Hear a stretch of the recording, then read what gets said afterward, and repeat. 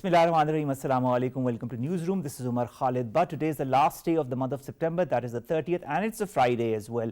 Lots to discuss with you, and without further ado, let's give you the topics that we'll be discussing in some form of detail. We'll begin with the second audio recording that has surfaced as far as the audio leaks is concerned of former Prime Minister Imran Khan, in which he has shared a plan to manipulate the cipher with Shahid Qureshi. There is a detail of that has come. This is the second. The first came on Wednesday as well, which was contested as well, but this is the second that reinforces the whole conspiracy theory that has been put to light by the former government of the PTI. This is going to be our first segment. Our second story of the day, ladies and gentlemen, concerns the flood relief activities across Pakistan and how Pakistan is trying to resurface on the economic front. The government's efforts as well to help those who have been affected by the floods is going to be part of our second segment, whether it be Ehsan Iqbal Saab, the National Flood Response Coordination Center chairperson, who has urged media persons and people to continue highlighting the devastation and the suffering caused by the people so that more and more people can contribute in one way or the other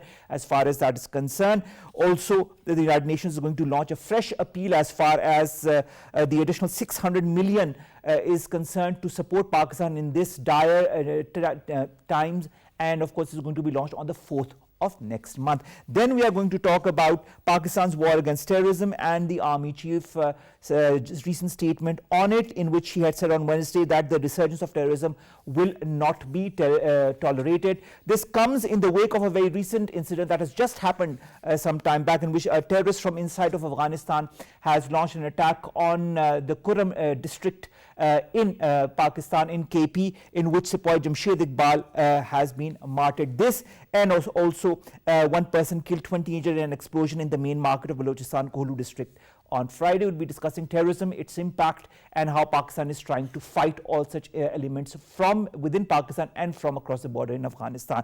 Then we'll be talking about the US State Department that has called on Israel to open a thorough investigation into the mysterious death of a 7-year-old Palestinian boy who has collapsed and has passed away on Thursday, shortly after the Israeli soldiers came to his home in the occupied West Bank. Different theories, different points of views. Nevertheless, the barbarities from the Israeli authorities on Palestinians continues. This is going to be our last story. Let's begin with our first, and that concerns the recent second part of an audio that has been released online that concerns former Prime Minister Imran Khan, in which he is planning to manipulate the cipher, the so-called very important cipher on which the former government had based its whole strategy against the ploy against its former government of the Pakistan Tehreek-e-Insaf. Farrukh Pitafi, who's a leading analyst and my colleague as well from PTV World, joins me online. Farrukh, thank you very much to have joined us. Farrukh, a second audio comes. The first comes on Wednesday, the second comes today. What kind of manipulation is going to be made now by the PTI? Because from the first, they had said that there's not going to be much, or this kind of reinforces the fact that there was a cipher, but now there's more detail on how they wanted to manipulate the whole document and put it in their favor. Do you feel this is going to change the political scenario as far as the current status of PTI and the PMLN government is concerned? Right. Thank you very much. Let me actually start with how we got here. Recently, we heard that some hacker is selling, audio records of Pakistani leaders, particularly the hailings from both the parties online, and there's somewhere around 8 GBs of such data. Then we heard that hacker is actually trying to sell those audios, and in order to do that, he is actually pitching it or actually sharing some of the clips, which are going to convince everybody that he means business. Naturally, the kind of audios that we have seen are promised traction, and that's why they have been so far very, very successful. So what he does is he releases the audios of the government first, and then when the first part came, if you remember, the one you were referring to, it actually promised that there is going to be a second one as well. So I understand that political parties usually try to give a positive spin to anything that comes their way. They have been telling the nation that they had a proof of a conspiracy against the government, right? Their government. and that's why Imran Khan Sahib actually kept on showing the minutes to the public as well. At least while he was speaking, he would actually hold it out and shake it, right? After that, right now, since we have seen last time in the last audio clip, we actually heard him the intent, why they want to do it, or they want to do it actually to, actually pretend that this was some kind of actual evidence, not minutes of a meeting that they actually particularly jotted down. This time they have actually shown the how. And but right now they can put a positive spin to this as well. But I think that it will be harder now, and we don't know what else can come next. All right. When you say we don't know what comes next, I'd like to understand the timing of the leak of these audio messages and the intention behind it. What, in your point of view, is the main aim of whosoever is a hacker who's trying to leak out the government audios and then these audios of the PTI? Do you feel this is going to create more instability on the political front, or do you feel this is going to make the current government more stable as to its point of view concerning the PTI? No, I don't think that it is some kind of scheme to stabilize the current government, because it is actually usually whenever audios come out and they reveal much too much about one party or the other, usually what happens is that erosion of trust in their position or their work actually takes place. Their supporters actually are underwhelmed by the kind of material they get, right? So I think that the hacker only wanted to make money. Of course, whosoever it is, they actually try to bug the Prime Minister house either, or through the devices like mobile phones. They have been recording all these talks, and because of that, now that they have these materials, they are going to, of course, keep on demanding more and more. Initially, we heard that at least one party had offered the hacker somewhere around 5 billion rupees, and even after that, it could not actually settle. So naturally, then we saw some more audio clips. But if you are a hacker and if you have all the stolen records, right, you're not going to actually exclusively hand over all the audios to one group. You're going to actually bargain because you usually have the backups, right? Whosoever actually brings money, you're going to give them whatever you can, and then the next party comes, you're going to repeat the same thing.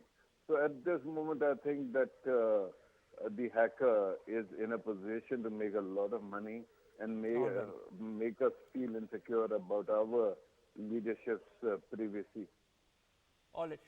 My last question to you, Farrukh, has two parts. The first, should we expect or would there be more audio leaks in the future? And the second part is the Law Minister Azam Nazir Tarar has maintained that the state institutions have taken measures to secure the Prime Minister's office and have changed some standard operating procedures.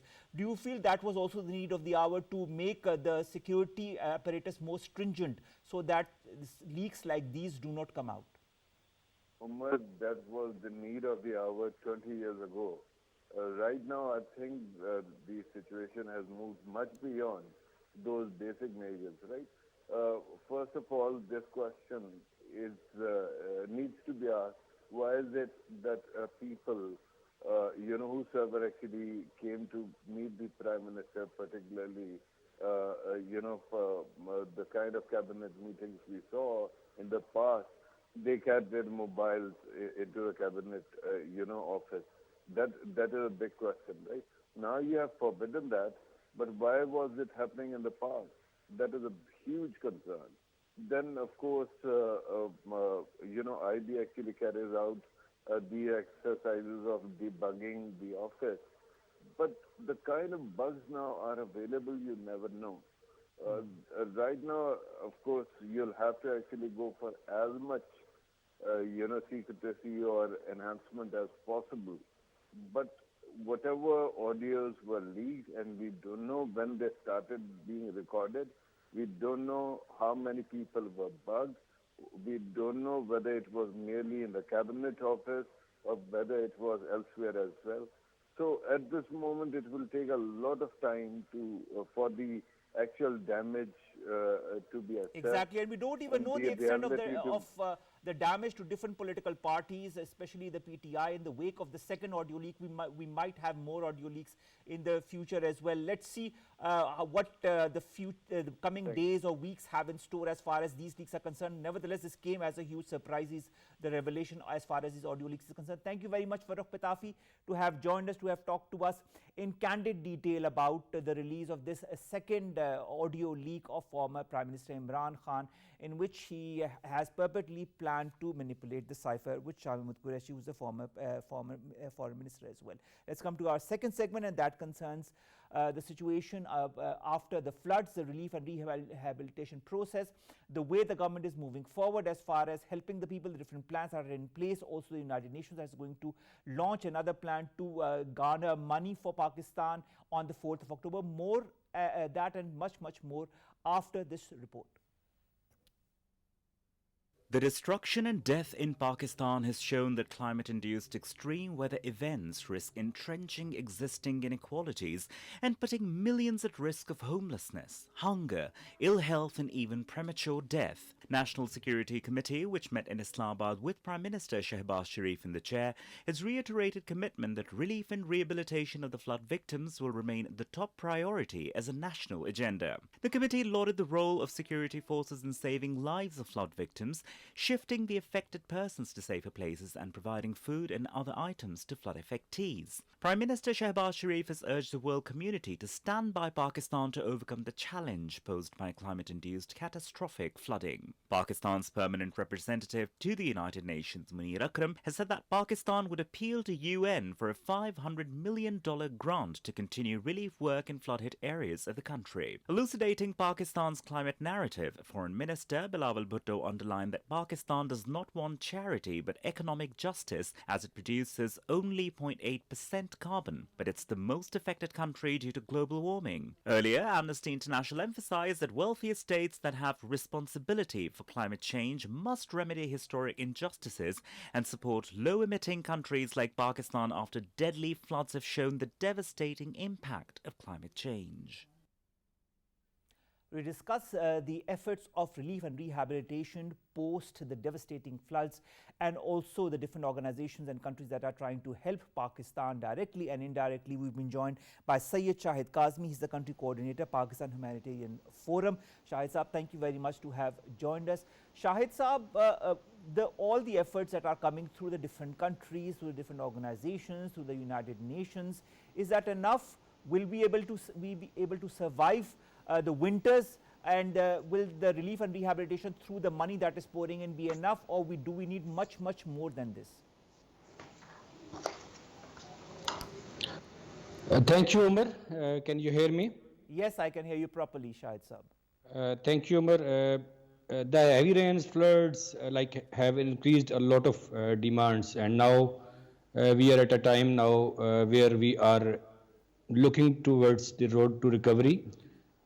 You have mentioned rightly about winterization, which is one of the important need coming in few months, even I would say a few weeks in Balochistan.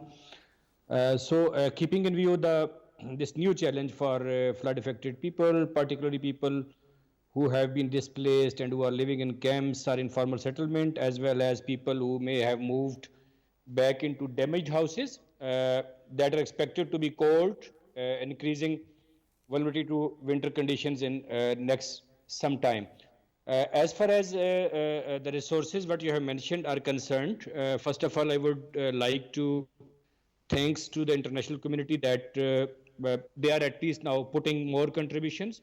You must have heard about the revised flash appeal, which is going to be launched in Geneva on 4th of October, with almost near to $800 million estimation, which is again only for the life-saving humanitarian needs, which is the ongoing process of relief. the recovery is something different, and then ultimately the resources towards recovery or road towards recovery is a challenging job. The immediate needs would, I would say that you can say the winterization, food security, nutrition is becoming another challenge. Health risk or health related disasters are becoming one of the major challenge in the country. If I say the contribution of the international community, in Pakistan, the members of Pakistan Humanitarian Forum, international NGOs, they have put together almost more than $50 million investment, the ongoing projects specifically focused on the relief assistance by providing the immediate needs of the life-saving in all 4 provinces of Pakistan, with a major focus on Sindh and Balochistan, Punjab and KP. Until now, I could say the number of international organizations with the support and the facilitation what they are receiving from the government of Pakistan. And I would also like to mention that the government of Pakistan, particularly the National Disaster Management Authority, National Flood Response Coordination Council, NFRRCC, and the provincial governments are very supportive and facilitating the international actors to provide immediate relief and assistance. And we, from the platform of Pakistan Humanitarian Forum, are continuously engaging with the government of Pakistan, representative, particularly with the Federal Minister Hassan Iqbal. Now, Shahid Saab, you talked about Hassan Iqbal Saab and the NFRCC. Now, Hassan Iqbal Saab, in a very recent meeting, has said that it will take the country around 2 years as far as the relief activities are concerned. The road ahead is quite long and quite arduous. Are we ready for it? See, the major challenge what we have right now is the resettlement of the people who are out of their homes. The major challenge is about the children who are out of home and they are out of the schools. Another major challenge is about the displaced population and people particularly living either in Balochistan or maybe in Sindh and KPK when the coming winterization, as we cannot foresee and we cannot forecast exactly the weathers what they are going to be. So if you see if the summers are extreme, then it means the winter will be more extreme, and we have seen and witnessed the Pakistan weathers in past. When it comes to the recovery, this is the bigger challenge, and this is every one of us, including the government of Pakistan, they are agreed on this point of view that we need to immediately move towards the resettlement, rehabilitation and recovery. Might be the recovery operation in few parts of the country where the winterization hits strongly would not be possible to do, like in the areas where there is a snow falling, how you can go for the reconstruction of roads, bridges, infrastructure or houses, or reconstruction of schools. But I would like to put more focus on the children who are out of home and children who are out of the school, and that is one of the important. And I can see, I can and children tell who are you, who are prone to disease, different kinds of waterborne diseases, or even measles, malaria, cholera, the snake bites, dog bites, and so on and so forth. So many different diseases that the children, the women are subjected to, are prone to because of these floods. Exactly, you are right. These are the most emerging needs. And when you see, when we were talking about the needs 2 weeks ago or 3 weeks ago, they were more about the food assistance. They were more about the provision of tent for the people who were out of their home or their homes were washed away. But now when you can see, this is a natural phenomenon. When the people are living out of their routine life, they are living in the more miserable conditions, like in the camps or in the temporary settlements. So definitely when the water is there, so there will be a lot of needs related to the health. And you have mentioned one thing about cholera, which is not exactly reported as a major disaster or major hazard yet, but there are reports from different camps that cholera has been reported in different camps. And then malaria, of course, and then and dengue as well. This is also, you can say, dengue even in the urban areas of many parts of the country is becoming more regular. So these are major challenges, but definitely I can see same time, I cannot see that the needs of the 100% communities are met, or we all, including the government, we have reached to the 100% of the communities, but there are very much collective efforts, there are very coordinated efforts across the you can say side, from the government side, from the United Nations side, from the NGO side, and from the philanthropic side, national organizations as well. All right. Finally, Shahid Saab, when we look at the different challenges that Pakistan has. You talked about the children, we've talked about the women. There are around 600,000 pregnant women in the flood hit areas also that need the necessary facilities as well. Then of course winter is coming, then we need the proper shelter, we need proper resources for those. And then there is the whole restructuring and of course rebuilding of all the places that have been severely hit by these floods. Then the livestock that has been completely destroyed. How determined is the world to help Pakistan in this time of need? Okay, I think I was talking with you 2-3 weeks ago, and we were too much talking about climate justice. We are still talking about climate justice. But when I see there are major improvements, a lot of, you can say, advocacy work, or you can say engagement has been done by the government of Pakistan particularly. Like the most recent visit of the Prime Minister and Foreign Minister to the United Nations General Assembly, a lot of meetings in United States of America, UK, and then we have seen this climate catastrophe of Pakistan has been highlighted by the international media, international community. So we can now say that this has become an international subject and a subject of international attention. So since the needs are too much high, and as you have seen, the government of Pakistan claiming the needs in the multiple $100 billion. And when it comes to the recovery and specifically not only rebuilding the similar infrastructure or similar something, but a disaster resilient or climate resilient infrastructure which need more technical support, more scientific evidence-based support, and then. But this is all Pakistan possible. will be working on a lot of different fronts at the same time, and we need as much help as possible from the different international organizations, from our friendly neighborhood countries, and also the different countries across the world that need to understand that Pakistan is not at fault of all these floods that have happened. It is in fact those countries that have been emitting increased percentage of carbon that result in Pakistan being submerged in water. In fact, 1/3 of Pakistan submerged underwater. Thank you very much, Syed Shahid Kazmi Saab, country coordinator, Pakistan Humanitarian Forum, to have joined us, to have talked to us about the latest as far as the relief and rehabilitation in Pakistan is concerned post the floods and the different challenges that lie ahead for our country and for our people. Let's come to our next segment, and that concerns the security apparatus of Pakistan and Pakistan's war against terrorism, and of course a recent statement by the Chief of the Army Staff of Pakistan on it, who has said on Wednesday that the resurgence of terrorism would not be tolerated. We've seen a lot of such incidents emanating from across Afghanistan, the latest being today, in which the firing happened from Afghanistan into Kuram district in Pakistan, as a result of which one Sepoy, Jamshed Iqbal, was martyred. More in the following report.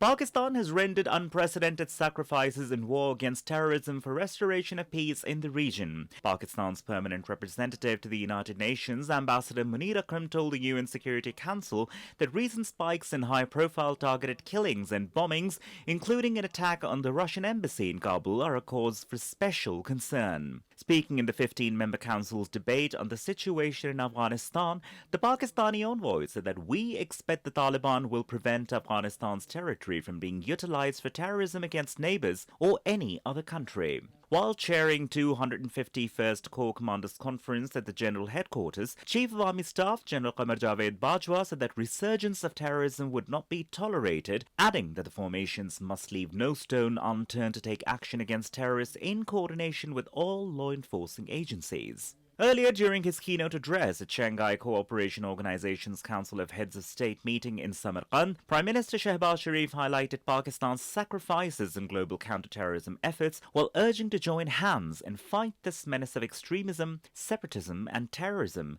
and wipe it from the face of this earth. As a responsible regional actor, Pakistan has led the humanitarian efforts to help Afghan brothers and sisters in their present situation, since peaceful, prosperous and connected Afghanistan serves a collective interest. Lieutenant General retired Raza Khan Saab joins us online. He is a leading defense analyst of Pakistan. Sir, thank you very much to have joined us.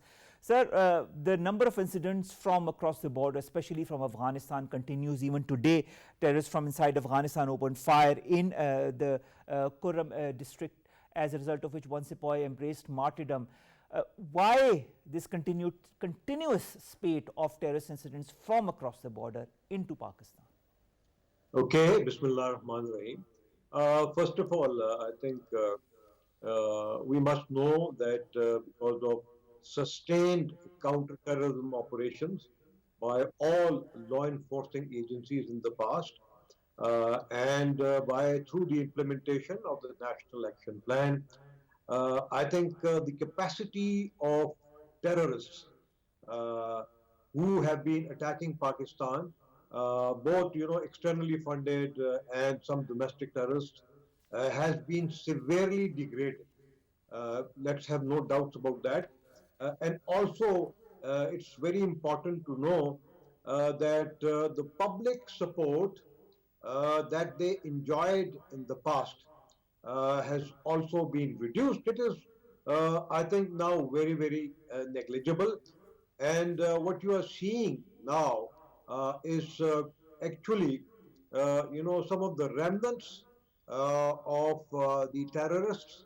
And because of the unstable situation in Afghanistan, and of course, because of the external powers who want to destabilize Pakistan, particularly India, because it knows that Pakistani conventional security capabilities are now impregnable, and therefore they have adopted, as a state policy to undertake state-sponsored terrorism inside Pakistan, and also, to continue attacking Pakistan through cyber attacks, and we have seen that in the past. So this is actually part of the policy which is going on, and we know now that because of the Pakistan-Afghanistan border being unstable, most of the terrorists or terrorism is emanating from that side, and they're using either the unfenced parts of the Pakistan-Afghan border, which is now less than 15%, but mainly the Pak-Iran border, which is, I think, fenced only 35% or So you so. talked about the Pak-Iran border. We all know about one person killed, 20 injured in Kohlu that happened today as well. And this is another, a continuous spate of such incidents that there are two areas in Pakistan that are affected. That is, one is Balochistan. You talked about the Pak-Iran border, and the second is, of course, Khyber Pakhtunkhwa, and that is through Afghanistan.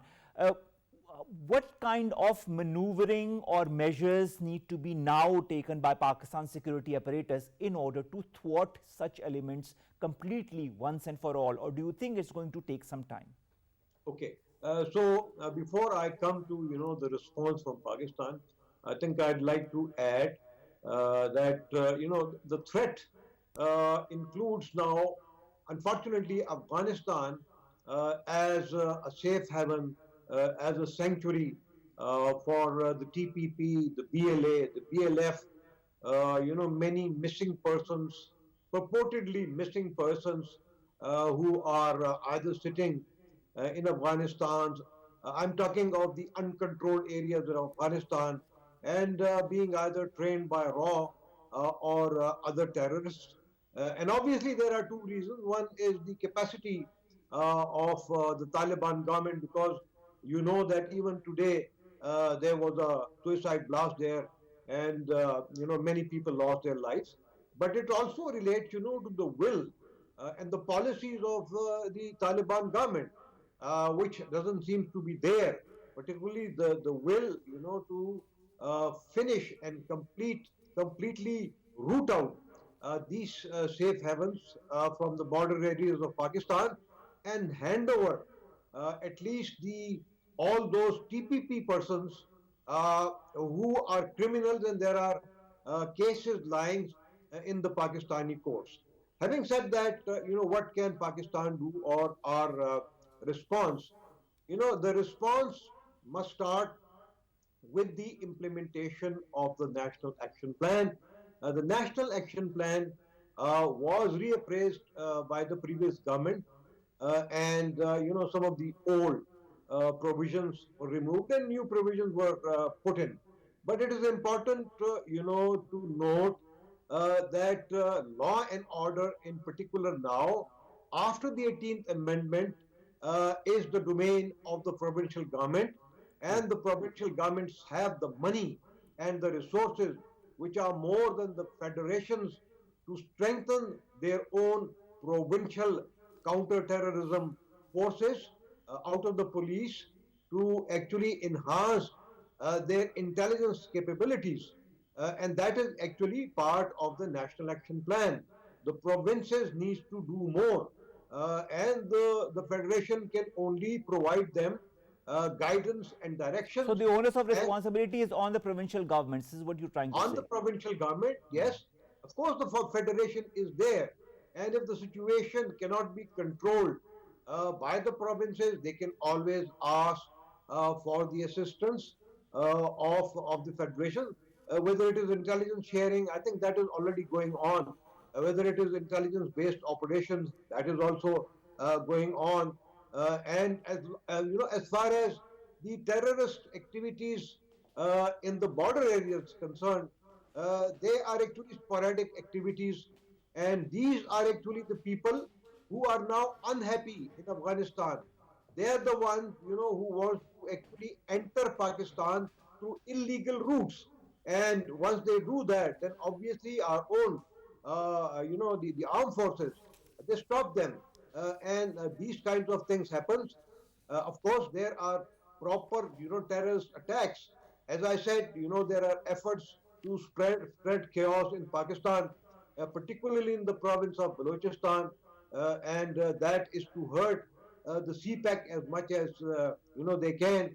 Only yesterday or That day, is so day true, and before, our armed forces, as you very well know, Raza Mohammed Khan Saab, are on the forefront as far as defending our motherland on all the different fronts, and they are doing so as well on in Khyber Pakhtunkhwa and in Balochistan. And the ISPR has also given a stern warning to the Afghan side that they need to be very careful as far as such terrorist activities are concerned. With that, we come to an end of this segment. Thank you very much, Lieutenant General Raza Mohammed Khan Saab, to have joined us, to have talked to us about terrorism and security issues in Pakistan and how our armed forces are trying to deal with that in the utmost and the best manner they can. With that, we come to an end of today's newsroom. We'll see you inshallah on Monday with news story segments that pertain to us, you and Pakistan. Stay safe and help those that are in dire needs because of the floods. Allah Hafiz.